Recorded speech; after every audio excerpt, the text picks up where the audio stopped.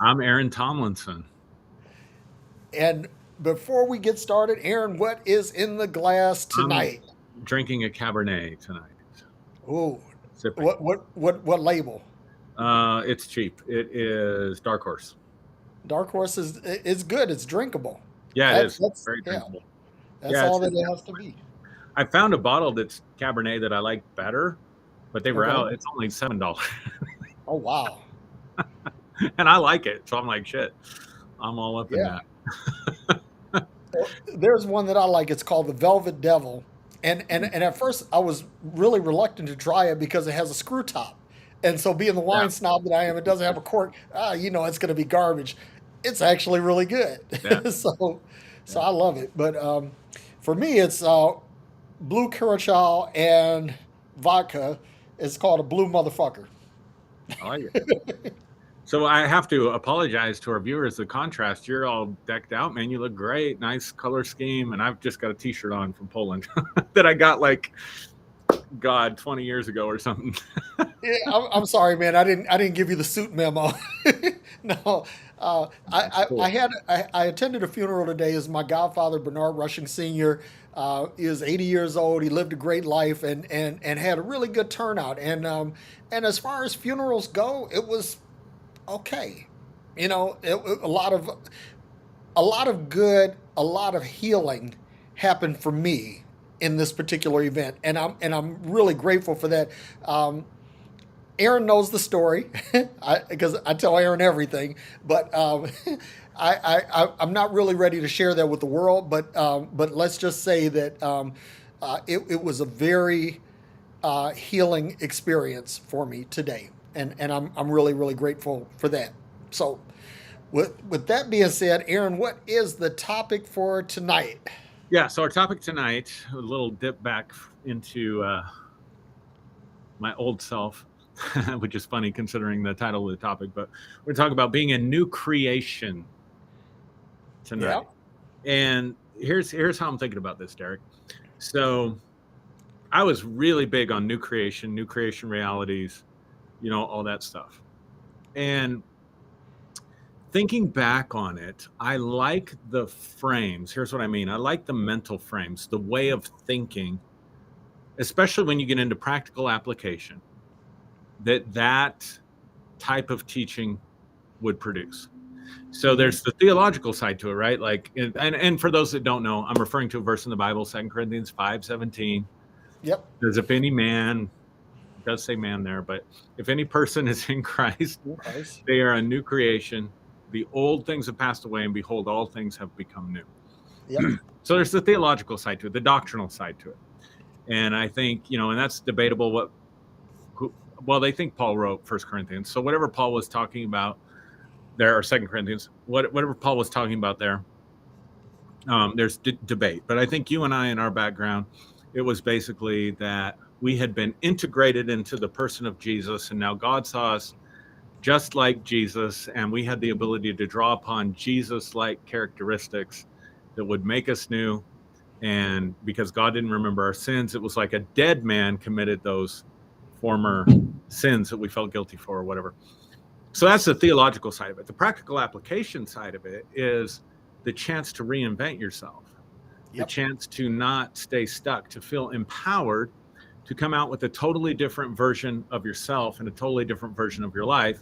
And also the power, right, to negate past mistakes when you start playing the shame game inside your own head.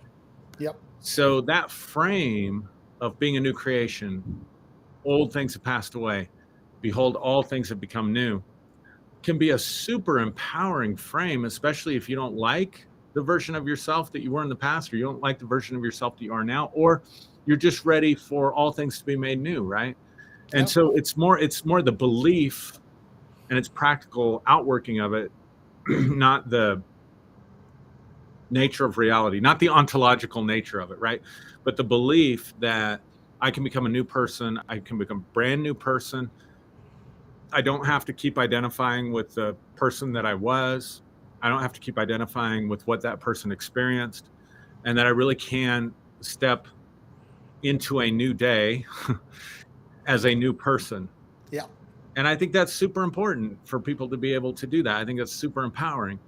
And so this idea of new creation, I talked about a little bit on my Sunday broadcast. Um, creating yourself in a new form, and then inhabiting that new form as that new person. In other words, who do I want to be? How do I want to show up? I don't like some of the things about myself. I don't like some of the things about my life. So I've got to change, right? Yeah. And so I'm going to create a new version of myself in my mind that is going to be a new form. And then I'm going to inhabit that space. And when I do that, I'm a new creation. I'm not the same old person that made the same old mistakes. If I learn from a mistake, Derrick, if I make a horrible, horrible mistake and I learn from it and I say, I'll never do that again. Too many people in our society never give you that second chance. They keep judging you based on your past mistakes, right? Especially if you're a public figure, and if anybody tries to even say you could learn from that and you could grow from that, it's like, oh, you're giving them a pass or something. That's keeping somebody stuck in the past. So for me, being a new creation is all about second chances. When I was preaching it, it's like I would say it doesn't matter what you did yesterday. It doesn't matter what you did last year. Today is your day. You can make a decision. You could become an entirely different person and have an entirely new life. Well, so I can still say that, right? Like, I don't need Christ to be able to say that. And this gives you a second chance on yourself. This gives you an empowering frame to give yourself a second chance. So that's how I would open it up. Yeah. And you know what? I want to piggyback on that, or I want to add something to that you and I, we've gone through this thing and we talk about Christ consciousness and what that means to consciousness in general. And so it says, if any man be in Christ, right? And if you flip the script on that just a little bit and say, it's not so much you being in the person of Christ, but if you're in Christ, and Christ means anointed one, right? Yeah. Mm-hmm. So if you are in an anointed mode, right? And an anointing is really at its root an empowerment. Yep. So if you are in an empowered mode, you have the opportunity to renovate, renew, reinvent yourself. And when you talked about this subject, I got really excited about this. I mean, really, really genuinely stoked, because out of everything that I learned in Christianity, the whole thing about being a new creation was so empowering to me, because, like you said, I don't have to stick with the old version of myself. But look, this is where I want to kind of use your what you said as a springboard, because you're saying you make mistakes, and the mistake is an opportunity to reinvent, to renew, to change, right? To become new. But what if you don't make the mistake? What if there is no mistake, but you make a conscious decision to change version, right? Yep. I remember years ago there was a version of Windows that came out, Microsoft Windows, that Microsoft literally admitted that this was a mistake, that it had not been sufficiently tested, and so they quickly Millennial Edition. Yeah, that's it. Windows ME. That's exactly it. And they came out and they basically said, "This is bullshit, and we need to come up with another version." So so that was admitting that they made a mistake, and so they quickly realized what they had done and said, "Okay, we need to reinvent. We need to renew, right? Reinvigorate. We need to change. All things need to become new." And so the next version of Windows, I think, was I can't remember what the version was that came out after Windows ME, but it was like there was a significant overhaul to it. It was nothing like Windows ME, and everybody was grateful, right? So that's an example of recovering from a mistake. But let's look at cars, right? Mm-hmm. A car today, even the lowest, cheapest piece of car that you can get, is light years beyond what was available 100 years ago. Mm-hmm. The worst today is better than the best back then. Yeah. Right? So in this case, it's not a matter of of saying that I was wrong and admitting a mistake, but it's saying that I am giving myself a license to reinvent myself. I'm giving myself a license to change and to grow. And so when you said new creation, I'm like, hell yeah, I'm all in. Because and what I think, this is what I think. Too many people put themselves on punishment. They Yep. put themselves on restriction. And they'll say, okay, because I made this mistake, I'm now not going to do something that's going to prompt growth or foster Yep. growth. Because I didn't do this right, I'm not going to do anything. I'm just going to sit still and and people, like they say, there are three kinds of people: people who watch it happen, people who wonder what happened, and people who make it happen. Right. Right? And so you don't want to be one of the first two. You want to be the one that makes it happen. So giving yourself a license, and we talk about this a lot on the show, giving yourself a license to make mistakes. Because being able to make mistakes gives you that's the greatest potential for growth.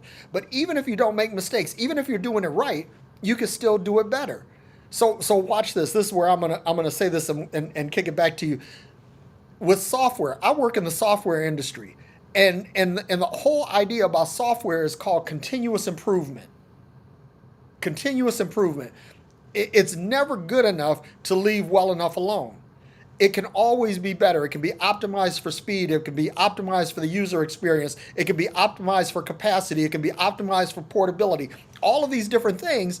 And each one of these things makes the product a new creation.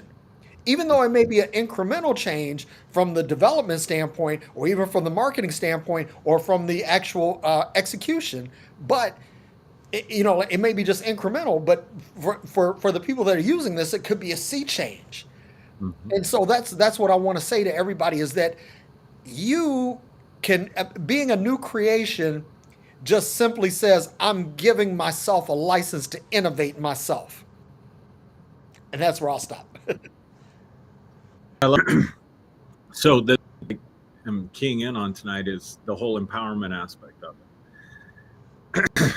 And because whether you made a mistake and you hate it and you want to get up and get a second chance, or whether you just want to improve, right? You want to update a version of yourself to a Yeah. better version of yourself. You have to be empowered to do that. You have to have the room and the freedom to be able to do that for yourself. And I love that you pointed out that Christ means anointed, and all anointed means is empowerment. And so I think part of the appeal,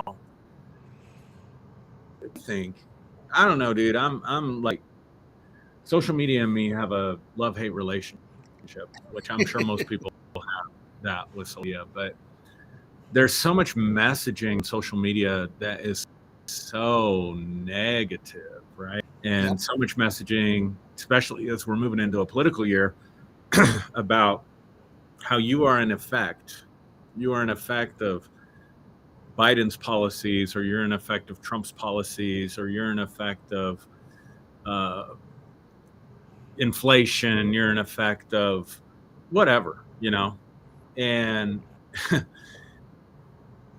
I just think that there's so much messaging out there that leaves people feeling powerless, right? So the attraction Mm.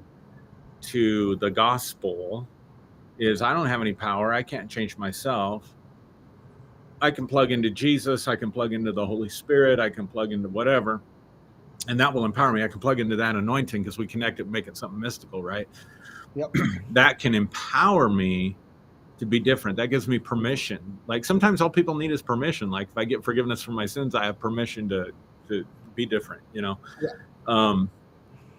But it also brings with it this sense of empowerment. Now, here's what's funny is the mind is a funny thing. Like, if you believe that you have no power and that you're totally an effect of everything around you, then that's how you will experience yourself. And that is how you will act. You will act like you're at effect, because how could you act otherwise? You couldn't act otherwise, because you don't have a belief in your mind that says there's a possibility for you too.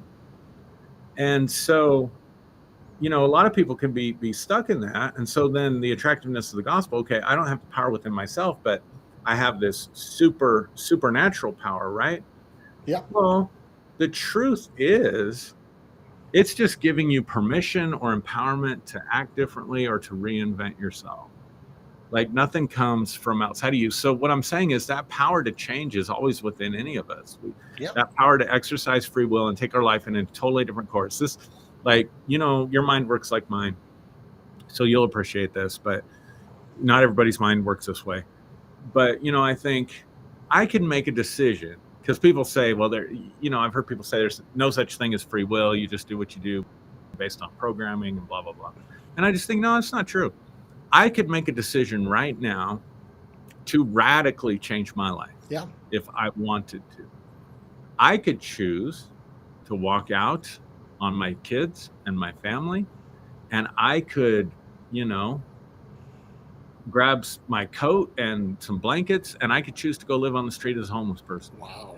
I could choose to get in my car and see where I end up. I could choose to take dealer classes and practice my shuffling and practice my dealing and go apply for a job as a dealer at a table at Caesar's Palace or something. All those are possible outcomes for me, right? Like, so just because I don't choose to do those things doesn't mean I don't have free will. I just don't like what comes with all that stuff.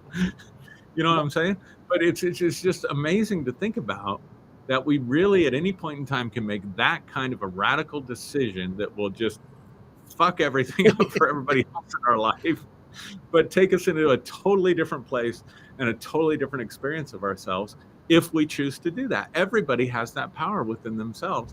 And I think all the Bible verse did back in the day was give people permission to change, give people a sense of empowerment, that you aren't always at effect. You can make decisions. You can change your course of existence by just making one quality decision that you're absolutely committed to. Now, if I choose to go live in the street as a homeless person, I better fucking be committed. Because if I think I'm going to make that kind of decision and then just decide after a bit of time, I really fucked up, I better go back home, I don't think I'm going to get the best reception from the people at home for the decision that I made. And I think I might find myself in a predicament, right? And you could say that, yeah. And so what I'm saying is you got to make a quality decision, a committed decision, if you're going to make a radical change in your life. And that is so incredibly true. And this matter of fact, I was talking with my brother and his wife and a couple of friends, and we were talking about free will. This is what we were talking about an hour and a half ago. And oh wow! And it's funny that you mentioned that because he was talking about free will, but then he was also talking about programming, right? That there was maybe some high algorithm that kind of runs things, the whole watchmaker theory, and sure. And this is the thing. I think that free will actually is a thing. I mean, you absolutely are the captain of your own ship, the master of your own destiny, and I think that, like, when you were talking about the biblical version of that verse, or that biblical interpretation of that verse, and how that in Christ is a qualifier, right? That in Christ I'm made new, but outside Christ I'm just a crusty old dirtbag, right? And what I guess, like, if I can say that there's a takeaway or call to action from what we're talking about tonight, is that you're not a crusty old dirtbag. That you have the power. You are your own Christ. You are your own anointed one. You are your own empowered one. You have the not just the right, but also the responsibility, as well as the license to change yourself. So watch this, right? Let's talk about some specific examples, right? Because both you and I are talking about physical fitness lately. That's a thing, that it's a resonant theme between the two of us. You can't get to a better physical person, a better physical version of yourself, without making a conscious decision to say, I'm going to eat better, I'm going to drink more water, I'm going to exercise, I'm going to get more rest. right? Because if I don't make the conscious decision, in other words, if I don't affect free will in this Yep. situation, the change can never happen because you don't automatically get healthier or fitter, right? Yeah. This requires a decision and it requires some work, right? Yep. So that's a practical application of it. But again, where religion has mind fucked everyone is by saying that there's only hope for your change externally. Right. That and so I'm going to pick on another Bible verse, right? So it says, "Do not be conformed to this world, but to be transformed by the renewing of your mind." Right. Okay, so watch this. If an external force conforms, an external force can only conform you. It can only impact, press a mold upon you to reshape or remake you. But it's external. Yep. Internal, and see, this is where, like, again, the religious mind fuck, they say, well, okay, because you're renewing your mind, now you could be transformed because it's Christ in you, the hope of glory that's changing you, right? But that's not Yep. it. That's not it at all. There is no Christ in you to do that, right? Not in the biblical sense, but you in you makes the conscious decision to Mm. say, I'm going to impact my life from the inside. Now that's transformative, right? When you're, if it's an external force, like if I say, Aaron, give me some advice, right? And I keep coming to you for advice. I'm not doing anything without coming to check with Aaron first, right? So what is happening then is I'm being conformed into the image that Aaron has of me, Yep. right? Because I'm Yep. I'm I'm looking to you to give Dude. impacting, you know, advice. Dude. But to get You're preaching. internal and to say, okay, I'm making the choice. I'm making the determination. I know what's wrong. I can fix this. Or in the words of Donald Trump, I alone can fix this. I love But it. here's the thing. You alone can fix you. Aaron can't fix you. I can't fix you, and there's no God to fix you. So the thing is that if you have a malady, if you have an insufficiency, if you have something that is challenging you, then the onus, the responsibility, the right, and the license to change that all dwells in you. So watch this. The Christ in you, which is the anointing in you, which is the empowerment in you. So watch this. This empowerment happens when your mind and your heart get into agreement and Exactly. say, I need to change. And when you do that, you can do all things through you who strengthens you. I love this so much. I love everything you said there. Like, I need to go back and listen to that 3 or 4 times. Um, but here's my thought that I have. It's so, wow, so profound. Can't think I haven't, I mean, I can't believe I haven't thought of it this way before. So people have an image of who they want us to be in their lives, Absolutely. oftentimes based on their own unmet needs. And they're wanting us to fulfill some role, some obligation, something that's going to give back to them. That's just human nature. We all do that. Nothing wrong with that. But they're superimposing their image onto us, whether it's my family, what it means to be a Tomlinson. That was a big thing growing up, right? Yeah. Um, what it means to be an American and a patriot, or what it means to be a good Christian. This is all somebody else's image of me. This is all somebody else's image of me. So I'm trying to live up to my parents' image of me from the very beginning. And then I'm trying to live up to my country's vision of who I should be, especially as a white person, right?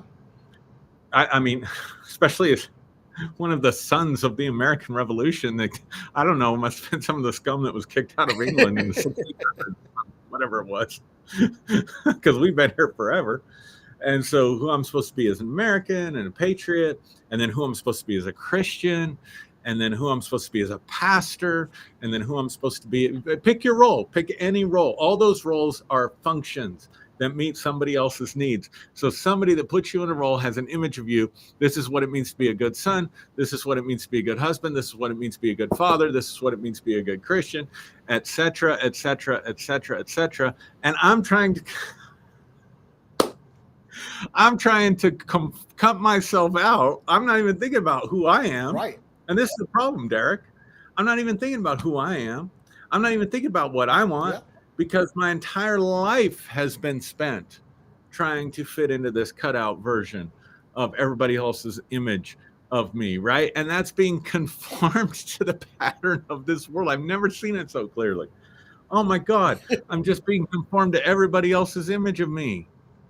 And I don't even have time. I'm so busy out there like a fucking circus monkey or somebody's slave. Yeah. I mean, that's why I think this whole system is a system of slavery. It's why I favor the left-hand path. I've been talking about it on my YouTube channel, because you are you know, there you are unique. You are uniquely unique. Yep. And if you take time to discover who you are, you find out like so many people are running around without an image of themselves and who they should be. That's right.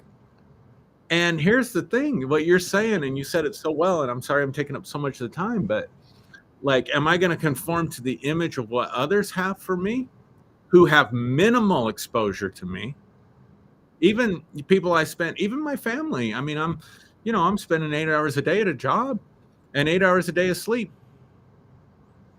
So that means that I'm only showing up 1/3 of the time at best. At best, if I devoted every 8 hours to the rest of my family, I'm only showing up 1/3 of the time for them. Yeah.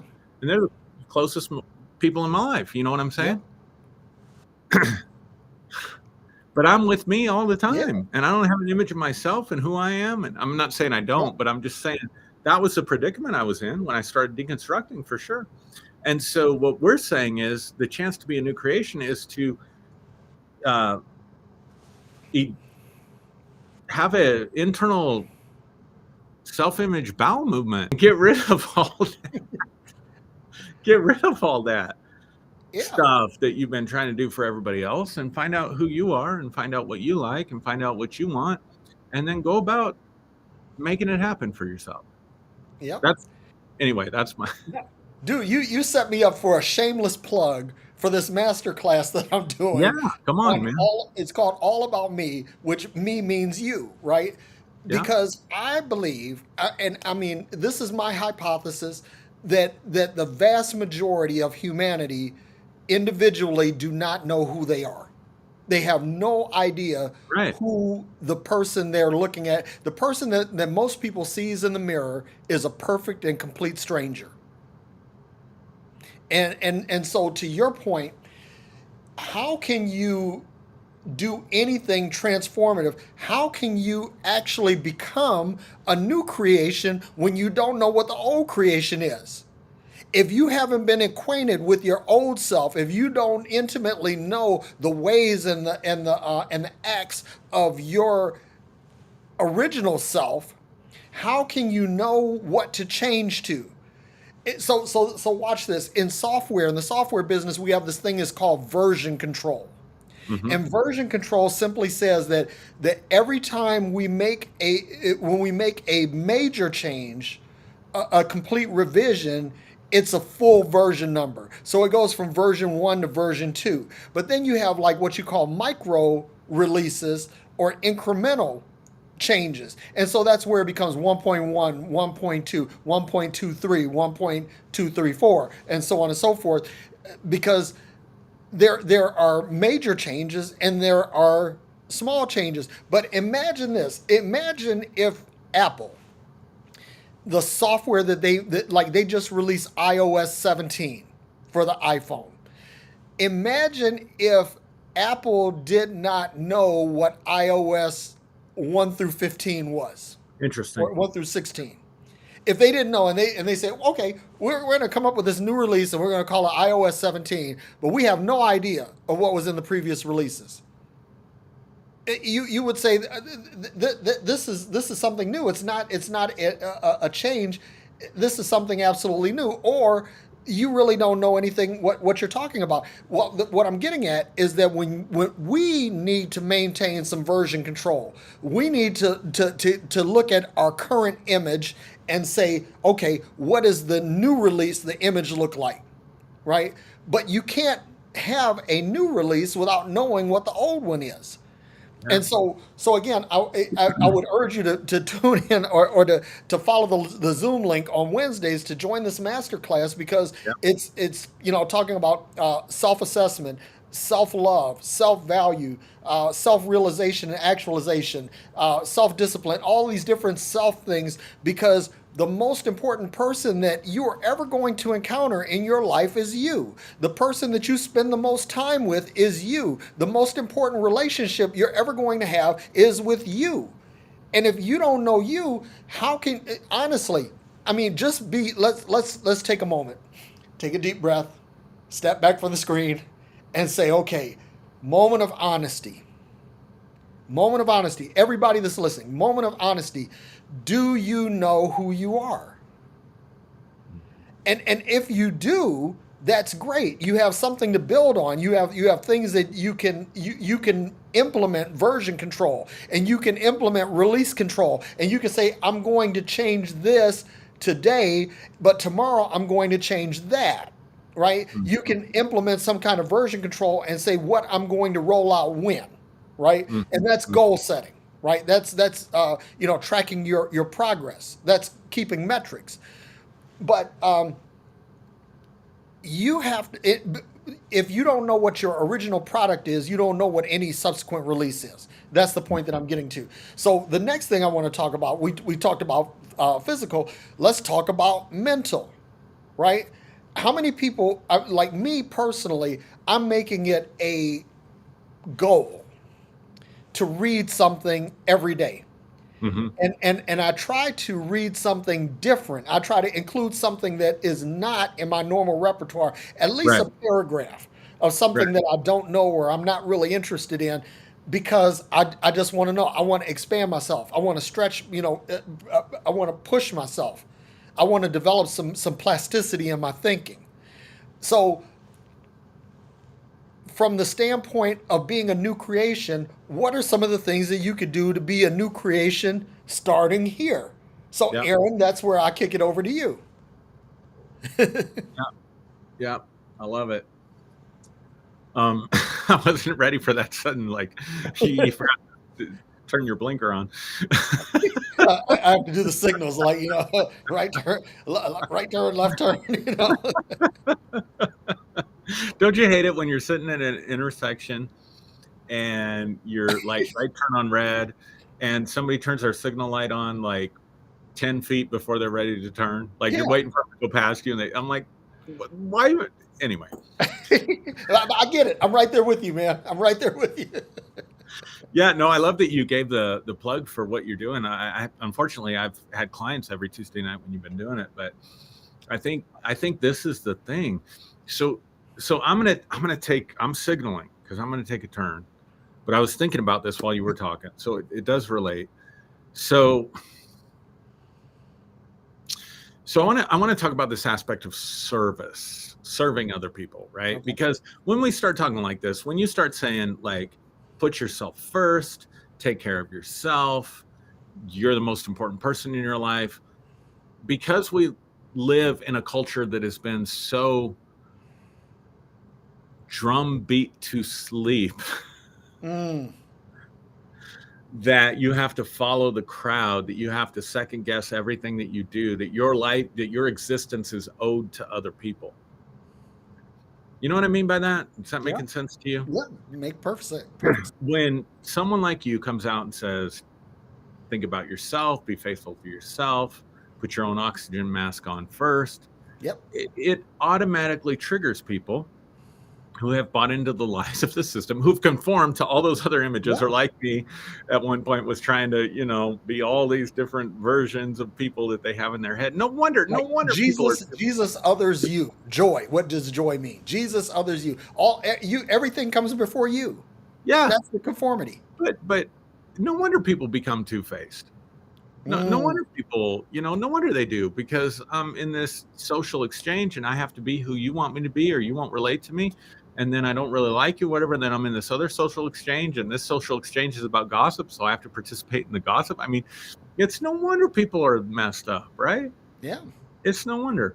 But here's the thing about service. And I really did identify this before I deconstructed. I identified this. I would preach this at every leadership conference that I spoke at from about 2007 to about 2015, right? And I spoke at a lot of them, believe it or not. Are you serving other people with your service, or are you just getting your own unmet needs met? And Mm, we really got to look at that. And if we don't know who we are, we can't genuinely serve people. We can't mm, genuinely serve people. And here's what I mean by that. Like, was there part of me that had an attention deficit disorder? And I'm using this term differently. When I got into ministry, meaning I didn't feel like I got enough attention growing up from people. I didn't feel like I got enough attention from my parents. I didn't feel like I got enough attention from my peers. So I had that kind of an attention deficit disorder. mm, mm. And all of a sudden I find out I'm good at preaching. And now I got people who make me the center of attention. Watch this, Derrick. I'm the center of attention every Sunday morning, every Wednesday night. I'm the center of attention. If I'm the guest speaker, guess what? I'm the center of attention in a Yep. very controlled and safe environment. Mm, Because I got the microphone. I'm up front. I'm the man of God, right? yeah. So did I use ministry unconsciously, subconsciously? I want to make this point because I think it's very important. Did I use ministry to fill up that attention deficit disorder? Yeah. Absolutely. Absolutely I did. Did I stand up? Did I ever think, ever for a millisecond, man, I'm doing this because I want to be the guy. I want to be the man. Never, not even for a millisecond. Yeah. I was being driven by what Carl Jung said was an unconscious need, Mm-hmm. right? Yeah. So was I really serving the people, or was I serving myself? You see what I'm saying? Yeah. So people mistake this, I mean, yeah, of course, there are people out there that are going to take it to the nth degree and run off the rails with this kind of teaching that we're giving out. But you can't genuinely serve someone else until you are totally fulfilled within yourself, because otherwise you might be serving yourself to meet an unmet need you don't even know you have. Wow. So real service, like let's take you and me, Derrick. Let's just take you and me. Yep. All right. Because you have a background in fighting, you have a background in martial arts, you have a background in combat, you were a bouncer, you've been there, done that, right? Yep. So I'm going to give you a scenario to illustrate the point. You walk into a bar and some guy, I don't know, comes at you about something. Yeah. We don't like your type in here. Whatever people come at you with Facebook about, right? And Yep. and this guy at the bar comes at you, and you ask yourself the 100 questions. Yep. that you're not sensei. Is sensei the right word? Seafood. Sifus that your Sifu taught you. That's the difference between karate and kung fu, right? Yep. Yep. That's Okay. it. All right. You're on it, man. All right. I listen. So you start asking yourself 100 questions. You realize this guy has 4 teeth and might have been, I don't know, 2 cousins' love child. Has a little vertical family tree. I'm in rare form tonight. Has a little, and I haven't been drinking that much. I've just been stress free this week. That's all. And you have a choice. I can wipe the floor with you, or I can not make a big deal out of this. And so you say, you know what? And he's coming at you aggressively, and you de-escalate it. You say, you know what? Looks like you've had a rough week. Why don't you let me buy you and your friends a round of drinks? and we'll just go our own separate way, and I'll be over here with my friend or my date or whatever, and we're just going to hang out. How's that sound to you? Yeah. And the guy's like, cool. Now, you had a choice. Yep. Because you have the skill and the power to wipe the floor with them. No doubt, right? Yep. And or you can de-escalate the situation. And you choose to de-escalate it. Now let's say I walk into the same situation. Now I'm a big guy. And I did learn how to fight. And I've been in a few scrapes, but nothing like what you've got. And you never know. Here's the thing about fighting that I always keep in mind. You never know what the other guy knows that you don't know that he knows. Yep.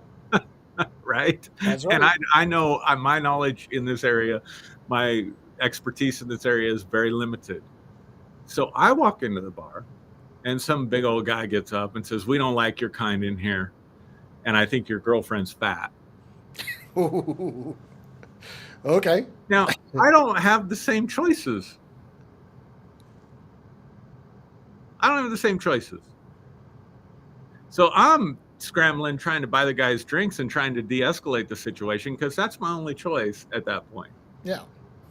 See what I'm saying? Yeah. So that's the kind of thing I'm talking about. I don't know how we got off on this. No, it's good stuff, man. But that's the kind of thing I'm talking about. Like when you're empowered, when you're at cause. So what I'm saying in your case, I could wipe the floor with you, or I could not give you my time and effort and police department and all that other stuff. So I'm just going to talk you down and buy you a drink. I look at this guy and say, I might be able to wipe the floor with you if I get an advantage on you somehow. But I'm really not sure. Plus, you look like my dad or somebody who intimidated me, or you look like my middle school bully and you have the same name and I'm feeling intimidated and triggered and all small. You see what I'm saying? You see what I'm saying? But we end up. So what I'm saying is that people talk about service. Like I had somebody come at me on one of my YouTube videos today, about service to self and service to others. I'm like, fuck.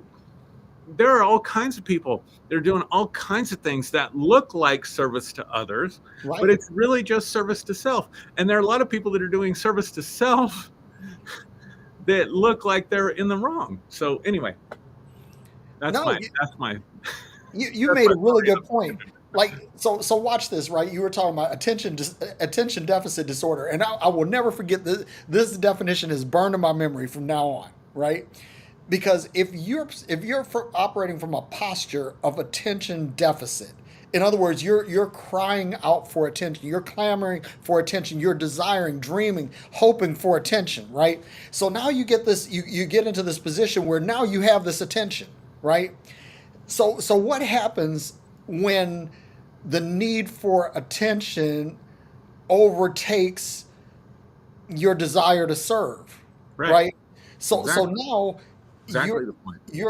You're serving from a posture of deficit, right? And see, this is the thing. Like when I always talk about place the mask on your own face before assisting others, because you need to be in a position of strength in order to help someone else. So what happens when you serve and you're in deficit, right? First of all, that means that your service.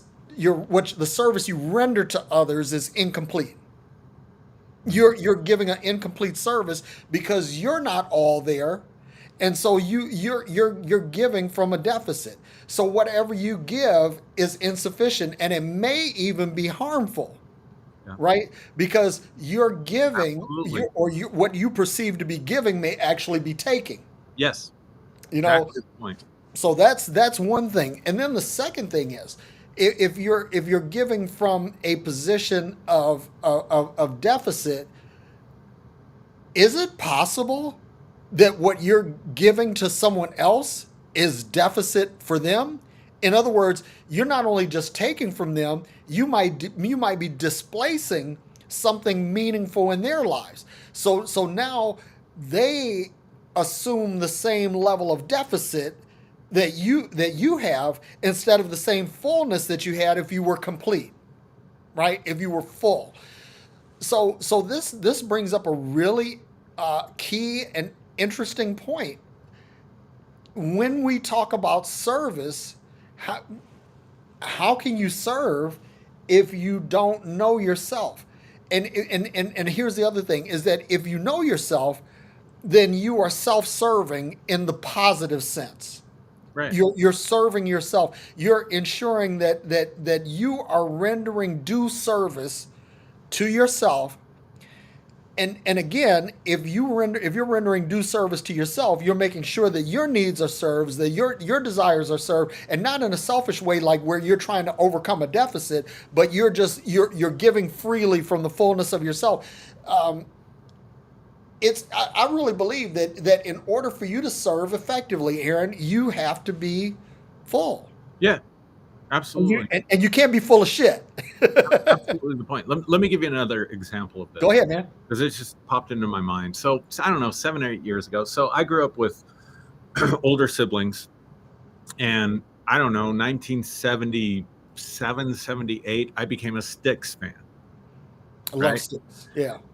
And so, had their music, whatever, and then went through this Christian phase of, oh, we only listen to Christian music and worship music and all that bullshit, right? And I was starting to come out of it, just barely, just dipping my toes in the water. And Styx went to Red Rocks up in Denver. And so my wife recognized what was going on, and she knew I loved Styx, but had given them up, sacrificed them. So she bought me tickets to a Styx concert. Now, it really isn't Styx. There's only 2 original members that are still in it, and it's very messed up situation that happened there.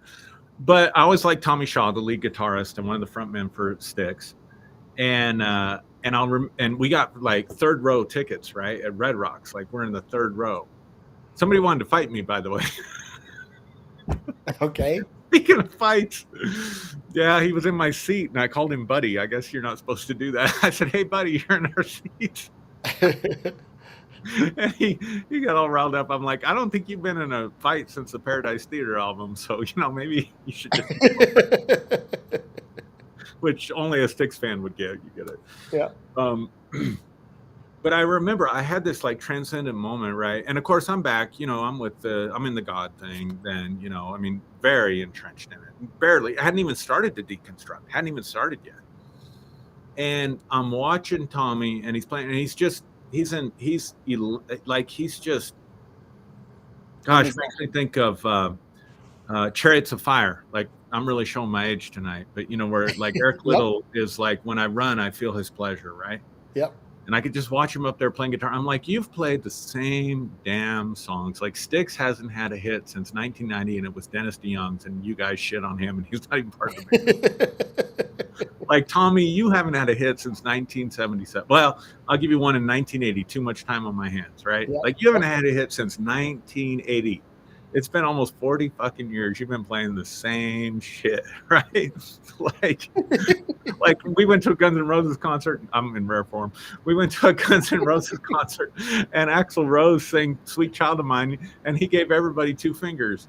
And I'm like, I know why he's doing that. He's sick of singing this damn song about some ex-girlfriend that he doesn't even want to think about now, right? Yeah. Like, I totally get it. I'm fine with him flipping off the audience. Here's Tommy singing the same old song, Renegade, which is like 1978 or something. And he's just like elated. And I heard inside myself, now remember, I'm under the God paradigm, right? Yep. But I heard he's doing what I created him to do. He's doing what I created him to do. So here's the point I'm driving at. Whether you believe in a creator or you don't believe in a creator, whether you believe in a design or a plan or you don't believe in a plan, what if you have inside of you, and I'm talking to people that, I'm using a collective you here, talking to people that are watching. What if you have a gift inside of you that you let go dormant, or that you didn't believe in yourself enough to discover, and you're over here serving? So this is another aspect of service that may not qualify as quality service, right? Yeah. So maybe I'm a preacher when I should have been a writer, or I'm a mechanic when I should have been a artist or a singer, because that would have been my real service. That would have been maximizing the real, you know what I mean? So like, people still, that freaking place was sold out, dude.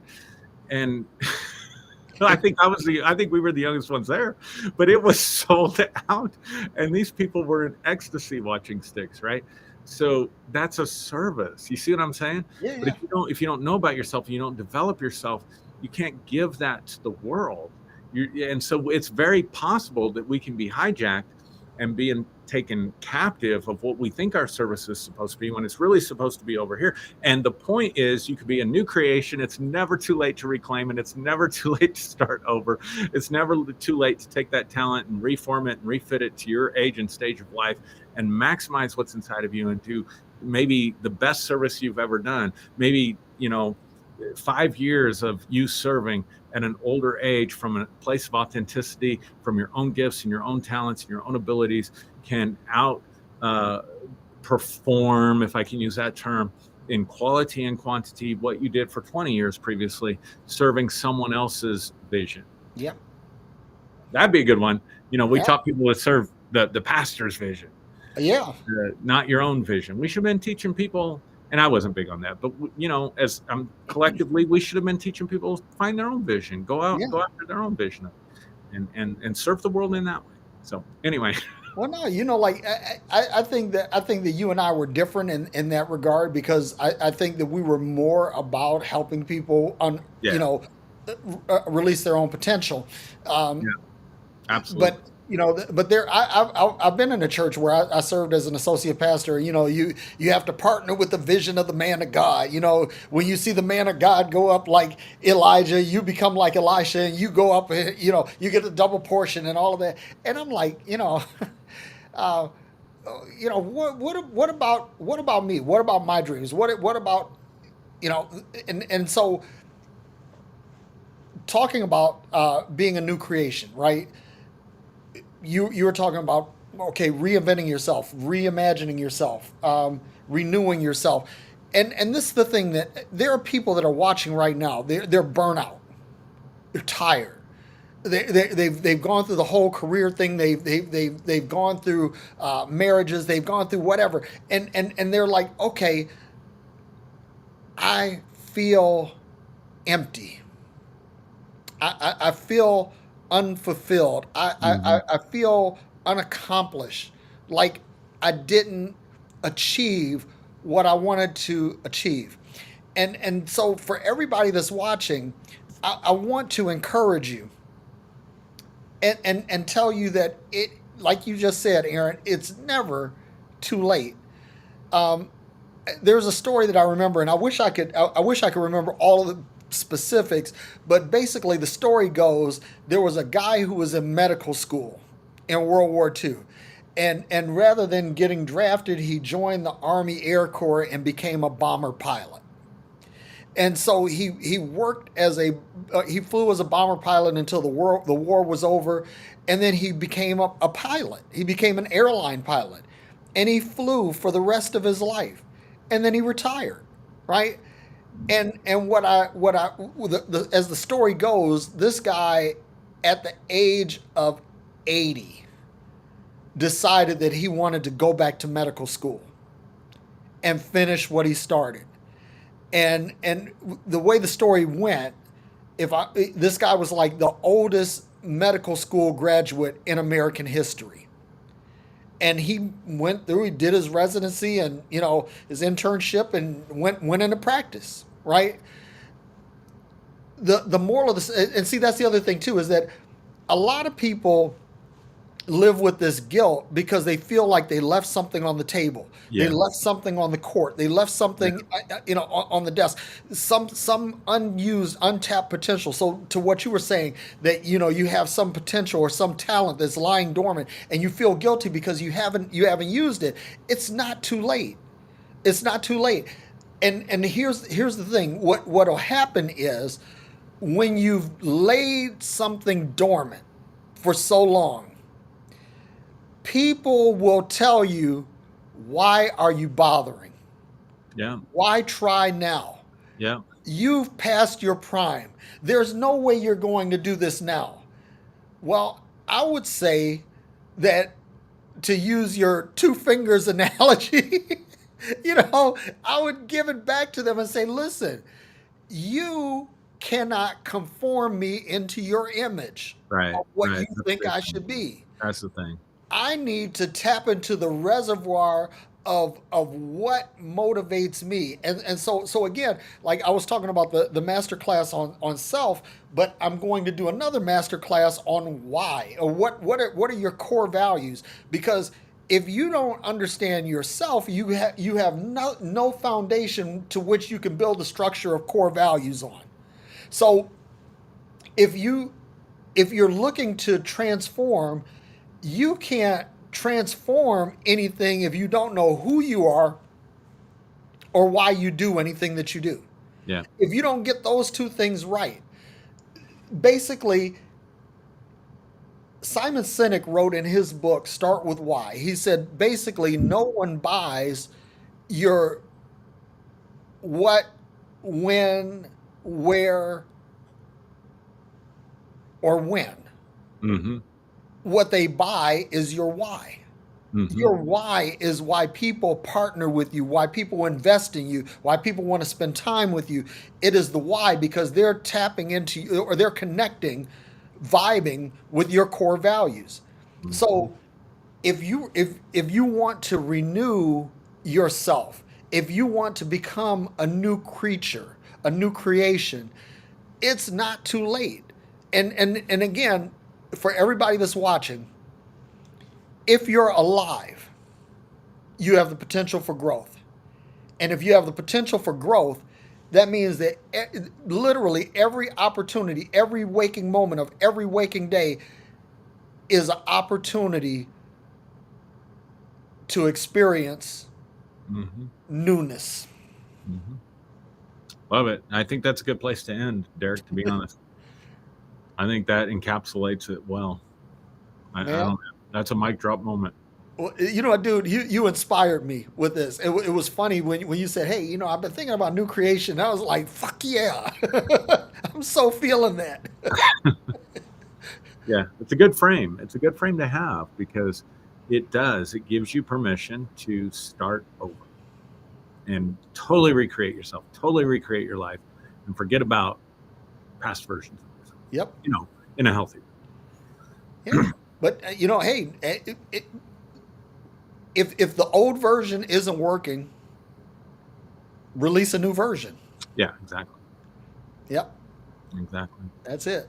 But dude, you Bro, inspired the living crap out of me this time. I mean, you always do. I love talking to you because likewise. you inspire me to think about things multidimensionally, and I'm grateful for that. So, Yeah, well, I was looser tonight. I'm like, I've been through some fires yep. and this week was very chill. And so here I am. Well, So different version of feel the myself, same way. maybe. I'm experiencing healing in so many areas of my life. Yeah, I yeah. feel so much better. I'm so much more confident, and I'm literally. I mean, like we talk a lot, and we dream together. Like we dream individually, but we have common dreams, and but it's like, man, I'm more um, inspired, more excited, more fired up about stuff these days, and I'm loving it. Awesome. Awesome. All right, Derek, love you, man. All Hope right, whatever love you you too, do man. with your evening is great. And Yep. So anybody that's in the Detroit area, I'm gonna have a meetup. My cousin's gonna set it up, and if you want to come out, I'll put it out on Facebook so you can come out and join us. And I would love to just to hang out. So Detroit, if you're listening, come on out and hang out. right on. So peace and hair grease. Thanks for coming to our TED Talk and growing in real time. And Derek, can't wait to see you again next week, bro. I know, man. Love you, man. Talk to you Love you later. too. I love you guys.